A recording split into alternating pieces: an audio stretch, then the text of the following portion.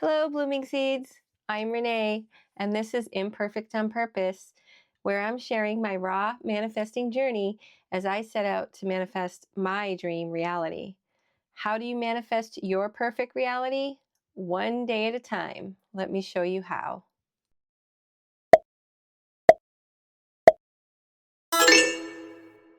Today is Friday, September 26th.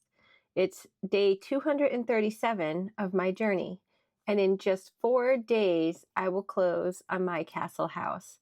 That thought alone fills me with so much excitement that I already know today is going to be a great day. I started this morning with a new affirmation.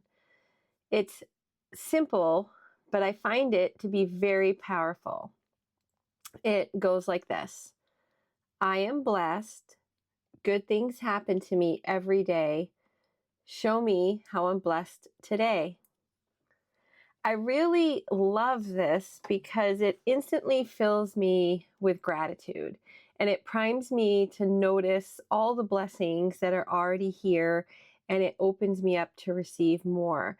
And if you notice, I'm stating how I am, like I am blessed, but then in saying, show me how I'm blessed more, I'm just letting the universe know that I'm ready.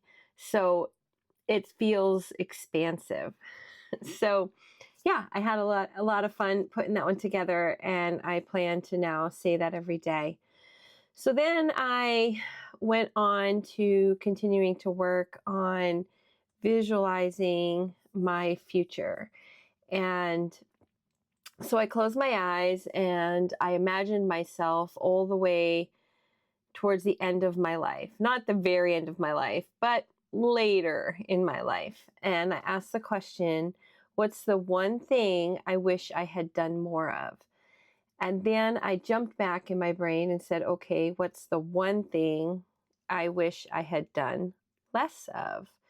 And then from there, I jumped forward to imagining my best year ever, the absolute peak of my life. And I asked, what made it the best?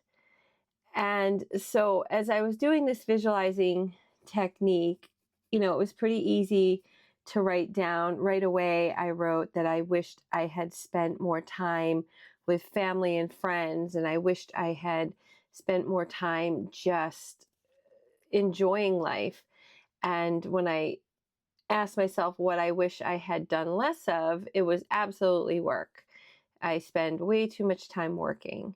And so those two were very easy, felt very natural. And as I was doing this, I felt very liberated. And then when I started to visualize my best year ever, this is where it was really interesting. And my old self and my old programming started to kind of come through.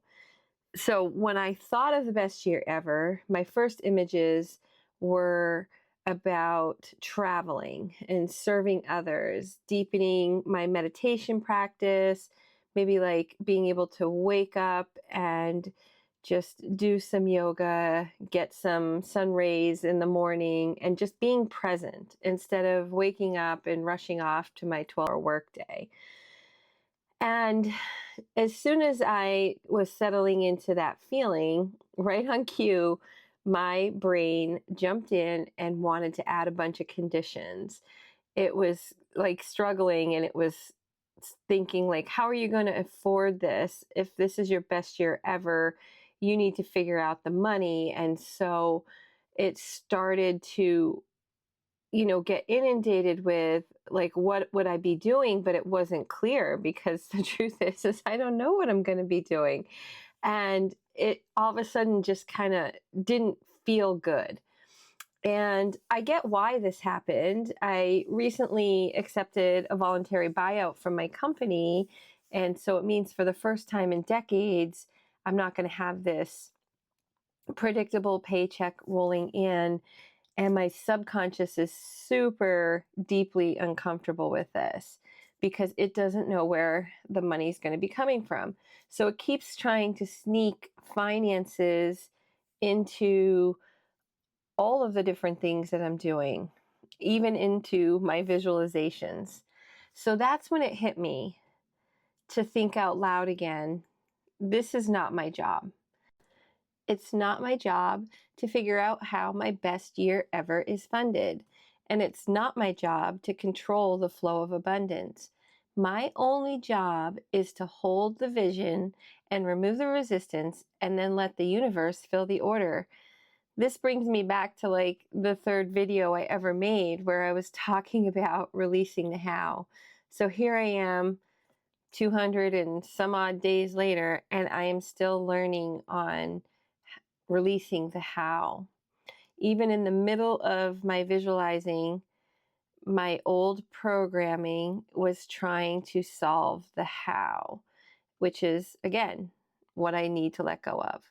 So today, I'm reminding myself that gratitude's the foundation and that my best year ever is all about presence, service, and joy, not about the money. The old self clings to control, but the new self is trusting the flow.